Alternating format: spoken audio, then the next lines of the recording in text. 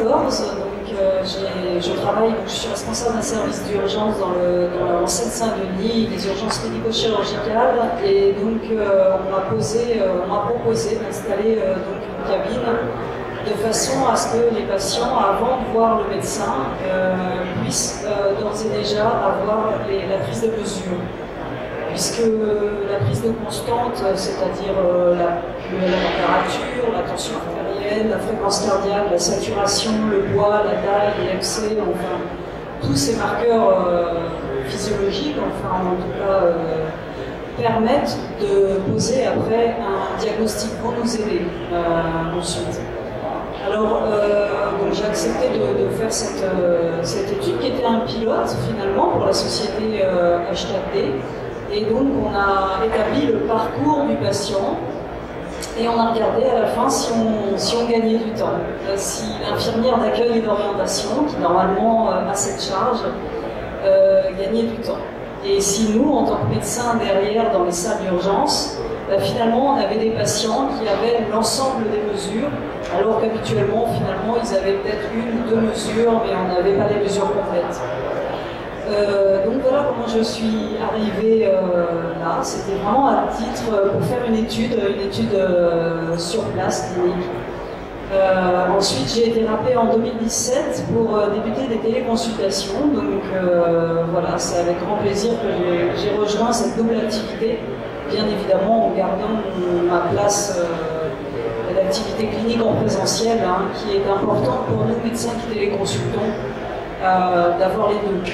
Alors pour répondre à la question, mon rôle là, ça va être vraiment de m'occuper de la partie médicale pour mes confrères et pour moi-même, savoir comment notre exercice dans la pratique à distance est changé, comment ça modifie, comment on va pouvoir transmettre aux patients notre empathie, notre présence à distance. Et ensuite, eh bien, tous les gestes qu'on est habitué à faire, la manipulation, la palpation, les mouvements, on ne pourra pas le faire, mais on peut le faire à distance en déléguant, comme l'expliquait Nathalie, toute cette pratique clinique en auto-examen, en déléguant aux patients. Voilà un des rôles. Voilà. Merci pour peut-être est-ce qu'on pourrait approcher d'autres micros. Voilà, parce que finalement c'est les deux seuls qui marchent, et juste vers vous, Françoise, peut-être, globalement, si vous voulez. Bien sûr, globalement, il faut bien voir, ce que nous expliquait Valérie là maintenant, c'est que tout ça se situe dans un contexte de progrès, d'interrogation à certaines mesures de démographie médicale. C'est-à-dire aussi bien quand on parle des déserts médicaux physiques, géographiques, que en matière, je pense que vous pourriez nous en dire deux mots, si peut-être Christine. Chacun sur le micro quand il veut.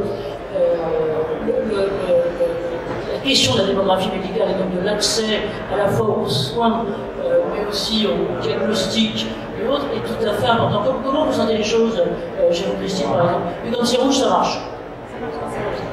Oui, effectivement, comme mes deux collègues l'ont souligné, et surtout... Effectivement, crachat. Il faut que je crache dedans. Ah, pardon. La démographie médicale est un vrai problème, et le désert médical, comme vous l'imaginez, il est au cœur de Paris aujourd'hui. Surtout quand on parle de médecins du travail.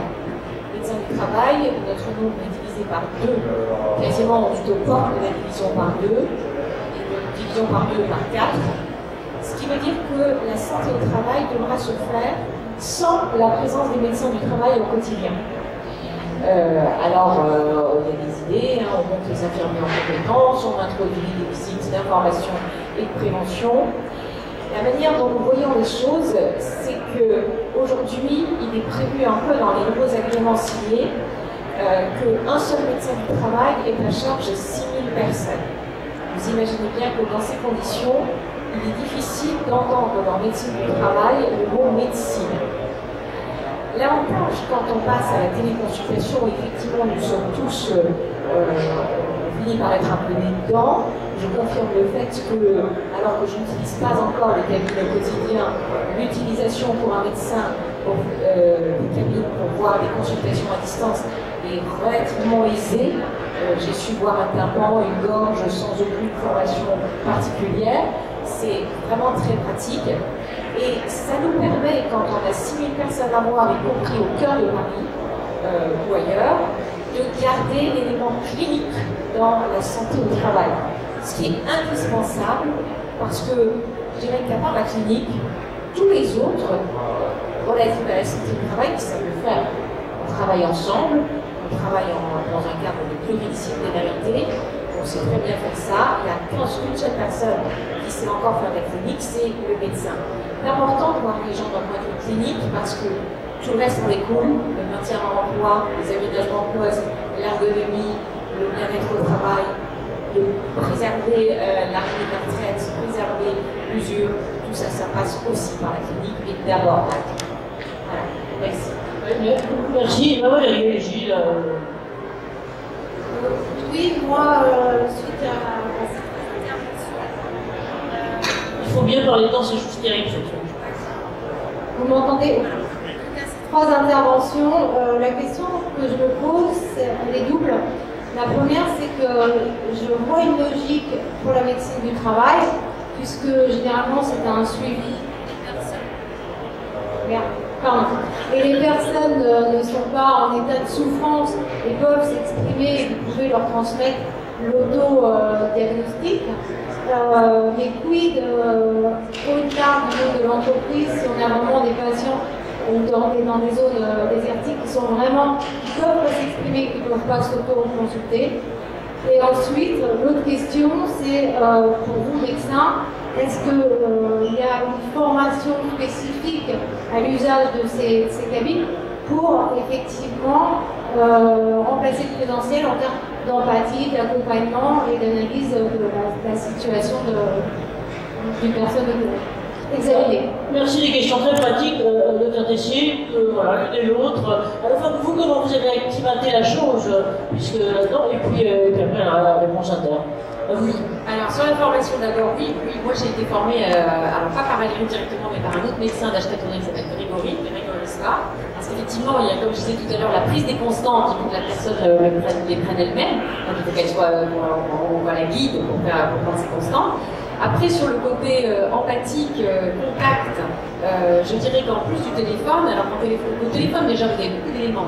La conversation téléphonique, si vous faites abstraction, s'il y a moins de bruit tout autour ici, et que vous vous concentrez bien sur la façon dont la personne va s'exprimer, ne serait-ce que sur le débit de la parole, qui va vous renseigner sur sa fréquence respiratoire ou ses difficultés respiratoires, ne serait-ce que sur son état de stress, qu'on peut aussi très bien écouter et entendre quand on entend quelqu'un parler, et beaucoup d'autres choses comme ça. Donc, au son, vous ajoutez l'image et vous ajoutez la prise de constante. Donc, je pense qu'au niveau empathie, certes, on n'est pas côté présentiel physique, mais on a déjà beaucoup d'éléments qui vous permettent à mon avis, d'avoir une bonne évaluation des situations. Mais sur le plan médical, là, je laisserai plutôt la parole à Valérie. Je voulais juste insister que j'ai effectivement eu une formation qui nous apprend effectivement, alors, et là, je me permets Valérie, pardon, mais qui nous apprend effectivement, notamment quand on demande à la personne de faire certains gestes.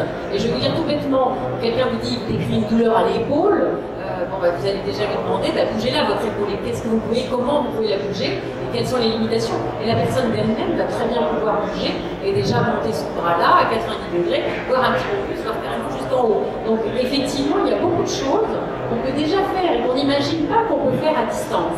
Bon, après, il y a effectivement des choses un peu plus compliquées, comme la palpation d'un ventre, une douleur abdominale, ça reste compliqué. Je passe la parole à la spécialiste.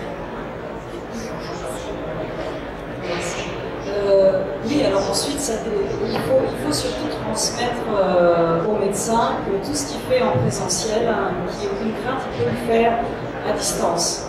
Et finalement, quand on passe ça, quand on transmet que c'est pas une médecine qui est moins bonne, c'est pas une médecine qui est dégradée. On a un devoir qui a été reformulé de la Haute Autorité de Santé qui dit que la prise en charge à distance doit être au moins équivalente à celle en présentiel, parce qu'on ne peut pas avoir une perte de chance. Donc, en tout cas, sur toute l'expérience que j'en ai, effectivement, il y a les limites qu'on connaît, comme en présentiel, où on va effectivement orienter le patient, s'il faut, vers un service d'urgence ou vers un confrère. Voilà. Je voulais juste rajouter, je vous embête toutes les deux, mais ça serait peut-être bien, parce que si vous pouviez nous faire pour les nuls, juste nous expliquer comment c'est la cabine. Je vous ai mis quelques photos là, d'autres à côté, juste pour qu'on explique où sont les diables. Non mais l'une et l'autre, parce que je pense que maintenant, si je peux me permettre, l'utilisatrice a lancé tout autant. Voilà, j'ai quelques visionnaires pour nous expliquer comment c'est. Ça marche comment. Et bien, la personne, c'est quoi ce truc? La personne, d'abord, elle arrive, elle quitte ses chaussures, et si elle a des gros pulls et une grosse veste, parce qu'effectivement, il faut qu'elle puisse prendre sa tension, le brassard, on ne le met pas par-dessus le gros manteau. Hein. Donc elle quitte ses chaussures parce qu'elle va se faire peser, elle va aller sur une balance, elle se met, d'abord il y a un petit protocole d'hygiène, elle va mettre du gel hydroalcoolique sur les mains, et donc elle va s'installer dans ce fauteuil là, en position demi-assise. Là, vous voyez la photo du milieu là, hein, et on lui dit d'emblée, détendez-vous, inclinez-vous, gardez la... Non, c'est moi, ça marche mieux, hein. et inclinez-vous et détendez-vous. Et puis voilà, vous commencez la consultation, qu'est-ce qui se passe, qu'est-ce que je peux faire pour vous, etc., etc. Et puis vous allez la guider, effectivement, pour la prise de constant, puisque sur sa gauche, elle peut prendre elle a une espèce d'instrument pour prendre sa température. Alors on lui dit, voilà, vous dégagez, je vous fais le tableau si vous voulez, hein. Vous dégagez votre tempe pour pas qu'il y ait de cheveux dessus, et puis vous calez, merci. Et vous calez, j'ai peut-être mes deux mains, ouais. Et vous calez l'instrument bien comme ça sur votre tempe, et puis on va démarrer la prise de température. Et moi de l'autre côté, devant mon ordinateur, j'appuie sur un bouton, prise de température, et il y a une petite musique qui défile pendant le temps de la prise, voilà. Et ça s'affiche sur mon écran, j'ai sa température, puis elle repose son instrument, on passe au test suivant, la prise de tension qui est également sur la gauche, j'ai l'impression que... Et voilà, donc la gorge c'est l'instrument sur la droite, elle a un abaisse-langue dans un étui, c'est du jetable, c'est parfait, et puis hop, on a une technique pour lui faire voir le fond de la gorge, Valérie vous m'arrêtez si je dis des bêtises, et puis c'est ça, donc là apparaît, alors là c'est assez fantastique, parce que moi j'ai jamais vu, alors peut-être pas la gorge, mais j'ai jamais vu des tympans de cette taille-là, c'est-à-dire que quand la personne met en route l'autoscope avec la baisse-langue au bout, et ben le fond de sa gorge apparaît sur l'écran où normalement elle voit le médecin. Et là elle voit sa gorge en grande taille, avec les amygdales, la nuette, tout, c'est fantastique. Alors je vous assure, ça fait des très belles images. Idem pour les tympans, et donc là les tympans, vous les voyez en belle taille, bien en grandeur nature, mais plus grand que la grandeur nature. Et donc on peut prendre des photos, et voilà, donc c'est quand même, ça marche quand même pas mal. Hein. Et puis on peut aller jusqu'à l'électrocardiogramme, enfin il y a plein d'autres tests possibles. Moi je ne suis pas allée jusque-là pour l'instant, parce qu'il y a des contraintes quand même, cardio, moi je suis pas cardio. Enfin voilà, donc tout ça c'est du vraiment pratico-pratique, mais effectivement il y a cette prise de conscience, et après donc une pause de diagnostic si on est en médecine de soins, si c'est en médecine de santé au travail, bon, là on a toute la discussion qu'on peut avoir en médecine du travail sur les risques, excusez-moi je vous ai donné ça pardon. Et voilà, je l'arrête. Non, merci, c'est bien. Donc là, en gros, là, tous ces petits boutons-là et tous les machins qu'on voit là, c'est relativement simple à manipuler. Mais qu'est-ce que vous en diriez, Valérie, à côté de moi? Facile à manipuler du côté du patient. Ah ouais. Oui. Du côté du patient, à partir du moment où on le guide, effectivement, on dit appuyez sur votre lampe, par exemple, faites comme si vous buviez un verre d'eau. Voilà, on a des termes qui permettent aux patients d'être guidés et il n'y a pas de difficulté. On n'a pas rencontré d'incapacité de ce côté-là. L'avantage, c'est d'être seul. En fait, le patient, il est en autonomie seul, il n'est pas accompagné. Donc, il peut dire, parler, notamment au milieu du travail. Bon, on a eu quelques expériences, effectivement, où l'infirmière du travail nous rebasculait le patient vers la médecine de soins. Parce qu'il avait des palpitations et que finalement, nous en le voyant, et ben, effectivement, il nous a dit des choses qu'il n'a pas dit à côté. Donc ensuite, on lui conseille de se rapprocher quand même de la médecine du travail, mais ils savent qu'il y a en même temps, à la fois cette correspondance entre les deux parties de médecine et cette complémentarité. C'était un problème